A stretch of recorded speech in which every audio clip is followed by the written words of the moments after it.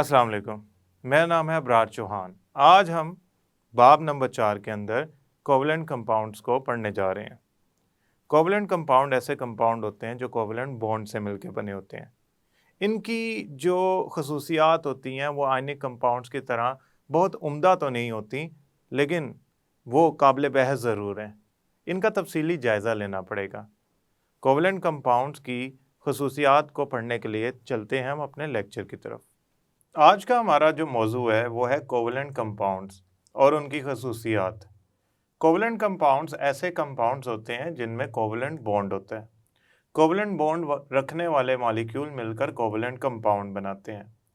इनकी जो खसूसियात होती हैं वो आयनिक कंपाउंड्स के मुकाबले में कमज़ोर होती हैं, यानी कि इनका मेल्टिंग पॉइंट और बॉइलिंग पॉइंट जो होता है वो आयनिक कंपाउंड्स के मुकाबले में कम होता है। इनकी हल होने की सलाहियत या हल होना, आयनिक कंपाउंड तो पानी में अक्सर व बेशतर हल हो जाते हैं, कुछ ही हैं जो नहीं हल होते। लेकिन जो कोवलेंट कंपाउंड्स होते हैं ये बहुत सारे अक्सर कोवलेंट कंपाउंड पानी में हल नहीं होते। कुछ ऐसे कोवलेंट कंपाउंड्स हैं जो पानी में हल हो जाते हैं। मसलन मैं अगर बात करूं चीनी की, शुगर की, तो वो पानी में हल हो जाती है, हालांकि वो कोवलेंट कंपाउंड है। हल होने की वजह दो ही हो सकती हैं, या उसकी नेचर पोलर होगी या वो हाइड्रोजन बॉन्डिंग बना सकती है।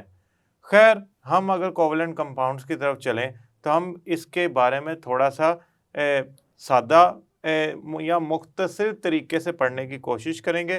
फिर हम तफसीली तौर पे जायज़ा लेंगे उसके अंदर मौजूद प्रॉपर्टीज़ का, खसूसियात का। तो चलते हैं हम कोवलेंट कंपाउंड की तरफ। कोवलेंट कंपाउंड्स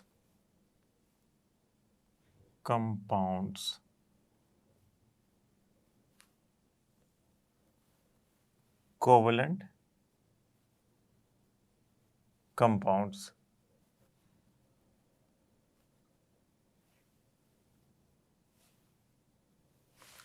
कोवलेंट कंपाउंड ऐसे कंपाउंड होते हैं जो कि कोवलेंट बॉन्ड रखते हैं। कोवलेंट कंपाउंड्स के अंदर मौजूद मॉलिक्यूल के एटम, ठीक है, मैं एटम्स ही लिख लेता हूं डायरेक्ट। एटम्स आपस में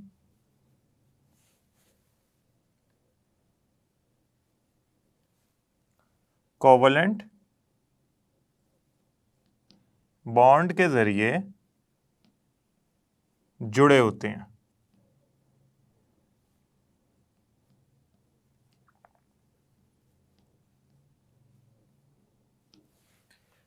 ये बॉन्ड आयनिक बॉन्ड की तरह इतना मजबूत तो नहीं होता, लेकिन इसकी खसूसियात यानी कि इसका मेल्टिंग पॉइंट और बॉइलिंग पॉइंट इसके कमज़ोर होने के वजह से, आयनिक कंपाउंड के मुकाबले में कमज़ोर होने की वजह से, हर एक के मुकाबले में नहीं, आयनिक कंपाउंड के मुकाबले में कमज़ोर होने की वजह से थोड़ी सी कम होती है, उतनी उम्दा नहीं होती जितनी आयनिक कंपाउंड्स की हैं।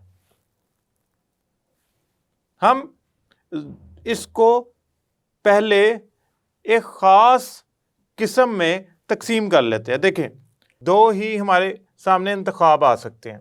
पहला तो ये है कि आपका जो कोवलेंट कंपाउंड है वो छोटे मॉलिक्यूल्स या कम मॉलिक्यूलर मास वाले मॉलिक्यूल से मिलकर बनाओ।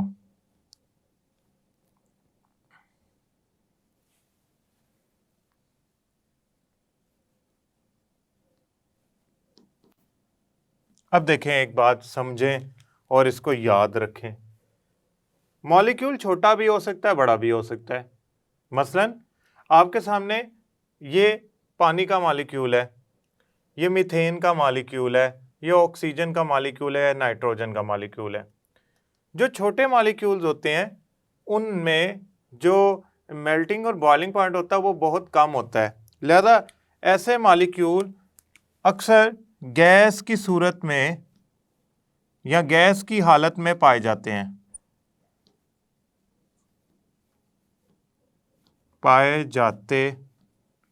हैं, मसलन मीथेन CH4, ऑक्सीजन, नाइट्रोजन और HCl, हाइड्रोजन क्लोराइड। आप कहेंगे जरूरी तो नहीं है ना सर, छोटे मॉलिक्यूल से मिलकर बड़े मॉलिक्यूल से भी तो मिलकर बने हो सकते हैं। बड़े मॉलिक्यूल्स या बहुत ज्यादा मॉलिक्यूलर मास वाले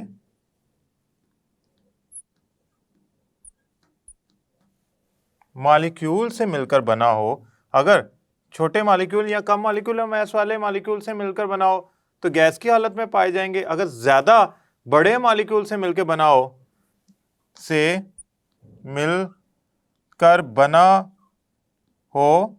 तो ऐसे कोवलेंट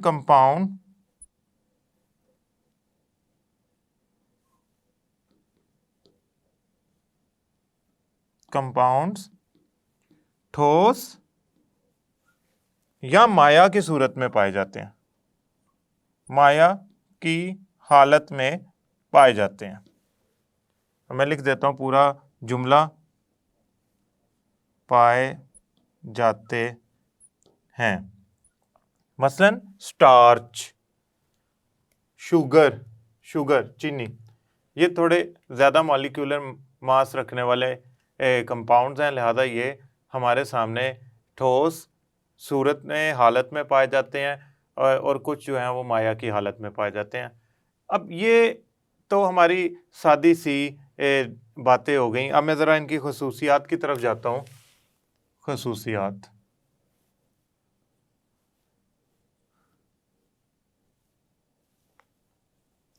इनका मेल्टिंग पॉइंट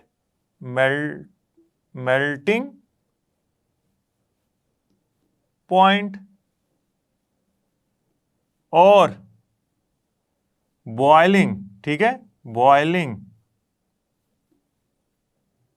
पॉइंट बनिस्बत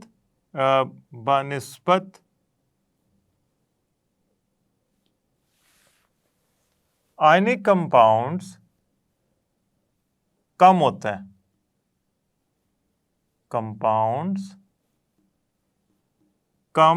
होता है। अब आपसे पूछा जाएगा ऐसा क्यों होता है। बड़ी सादा सी बात है, कोवलेंट बॉन्ड में जो मॉलिक्यूल्स होते हैं उनके दरमियान कशिश कमज़ोर होती है आयनिक कंपाउंड्स में आयंस के दरमियान कशिश से। कोवलेंट कंपाउंड में जो मॉलिक्यूल्स होते हैं उनके दरमियान कशिश आयनिक कंपाउंड्स के मौजूद आयंस के मुकाबले में कम होती है। लिहाजा मेल्टिंग पॉइंट और बॉइलिंग पॉइंट या कशिश को कमज़ोर करना या तोड़ना किसमें, कोवलेंट कंपाउंड में बानिस्बत आसान होता है आयनिक कंपाउंड्स के। यही वजह है कि वो कम टेम्परेचर पे ही कशिश तोड़ देते हैं और अक्सर तो गैस की सूरत में ही पाए जाते हैं। दूसरी बात, ये ज़्यादातर पानी में हल नहीं होते, यानी कि एक्वस सॉल्यूशन नहीं बनाते। एक्वस सॉल्यूशन नहीं बनाते, ये नहीं बनाते। ज़्यादातर कुछ हो जाते हैं, वो कौन से हैं, पोलर कोवलेंट कंपाउंड्स, वो पानी में हल हो जाते हैं। ये ज़्यादातर हल नहीं होते। किस में हल होते हैं, ये ऑर्गेनिक कंपाउंड्स, जैसे मैं मिसाल के तौर पे लिख रहा हूं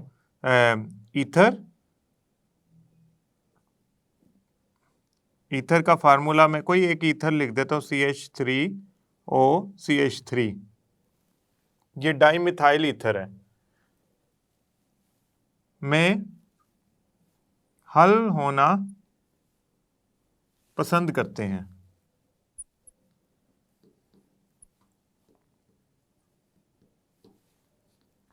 कंडक्टर नहीं होते।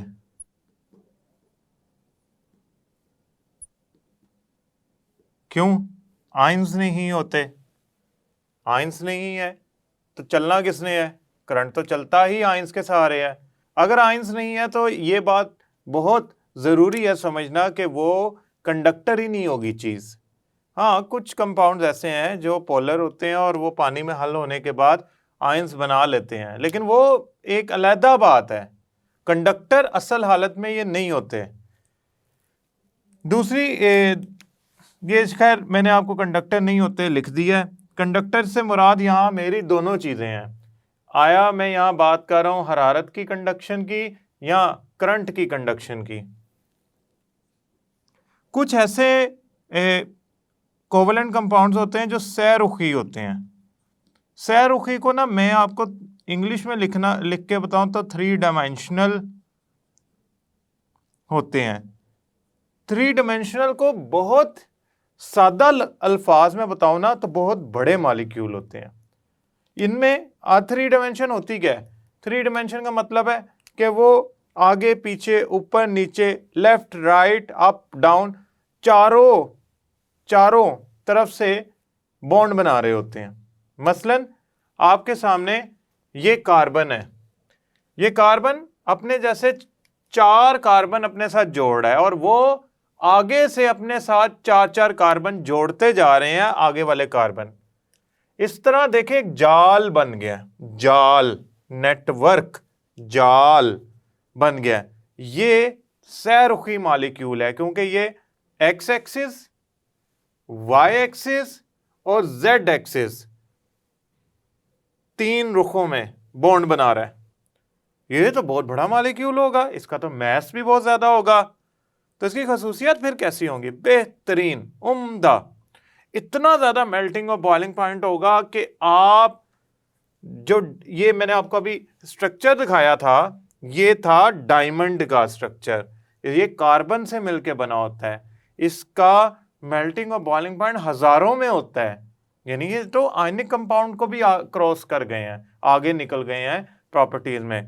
तो सहरुखी कोवलेंट कंपाउंड्स बहुत बड़े कोवलेंट मॉलिक्यूल्स होते हैं, इनमें बहुत ज़्यादा कशिश होती है, बॉन्ड बहुत मजबूत होता है, लिहाजा इनका मेल्टिंग और बॉइलिंग पॉइंट बहुत ज़्यादा होता है। याद रखिएगा ये भी पानी में हल नहीं होते। डायमंड को आपने कभी नहीं देखा होगा पानी से धोया उतर गया, नहीं, ऐसा थोड़ी होता है। वो तो पानी में हल ही नहीं होता। क्यों? पानी में वो हल होना नहीं चाहता। तो सहरुखी 3 डायमेंशनल बहुत बड़े मैक्रो लेवल होता है बहुत बड़ा लेवल, उस लेवल के जो कोवलेंट कंपाउंड्स हैं सहरुखी, इनकी खसूसियात इतनी अच्छी होती हैं कि अगर हम उनका मुआवजना करें बाकियों से, मेटालिक, आयनिक, तो ये उनसे भी बेहतर खसूसियात को, मेल्टिंग और बॉइलिंग पॉइंट वगैरह को शो करते हैं, दिखाते हैं। अब एक बात याद रखिएगा जो मैं आपको समझाने जा रहा हूं। जब सहरुखी की बात आए ना, तो जो मैं अब आपको समझा रहा हूं उसको समझना है। ये है, आपने पढ़ा होगा हिसाब की किताब में, ये है एक्स एक्सिस, ये है वाई एक्सिस और ये है जेड एक्सिस। इसको आसान लफ्जों में बताऊं, लंबाई, चौड़ाई, ऊंचाई। अगर एक एटम ये है, ये एटम है और इसने बॉन्ड बनाया हुआ है जेड एक्सिस में भी, एक्स एक्सिस में भी, वाई एक्सिस में भी, चाहे इस तरह बनाए चाहे इस तरह बनाए, मिसाल के तौर पे एक इस तरह बनाया हुआ है, तो मैं कहूंगा कि ये 3 डायमेंशनल बॉन्ड बना रहे हैं। और ये 3 डायमेंशनली सहरुखी जो बॉन्ड बना रहे हैं, आपके ख्याल में ये जो आगे सब्ज रंग के मॉलिक्यूल हैं ये यही रह जाएंगे क्या? ये नहीं आगे बॉन्ड बनाएंगे, ये आगे बॉन्ड बनाते जाएंगे। देखें ये वाला मिसाल के तौर पे जिस पे मैं एक लिख रहा हूं, ये एक इससे जुड़ा हुआ है इससे जुड़ा हुआ है, इससे जुड़ा हुआ है, अब ये आगे से जुड़ा हुआ है। अब ये होता क्या जा रहा है, ये एक जाल सा बनता जा रहा है जिसमें बहुत सारे कोवलेंट बॉन्ड इकट्ठे हो गए हैं, और इन कोवलेंट बॉन्ड को तोड़ना कोई आसान काम नहीं है। यही वजह है कि इनका मेल्टिंग और बॉइलिंग पॉइंट जो होगा वो आपकी सोच से भी आगे निकल जाएगा। मैं ये नहीं कह रहा कि डायमंड के अलावा और कोई नहीं होता, ग्रेफाइट है, सिलिका है, इसके अलावा कुछ पॉलीमर्स होते हैं जो हम एडहेसिव्स के मौजू में एंड पे जाके आखिर में जाके पढ़ेंगे कि वो इन मॉलिक्यूल्स को कैसे काम में लाते हैं।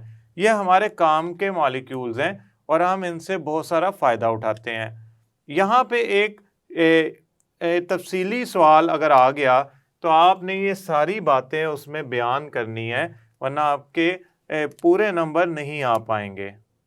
मुझे उम्मीद है ये लेक्चर और मौजू आपको आसान लगा होगा।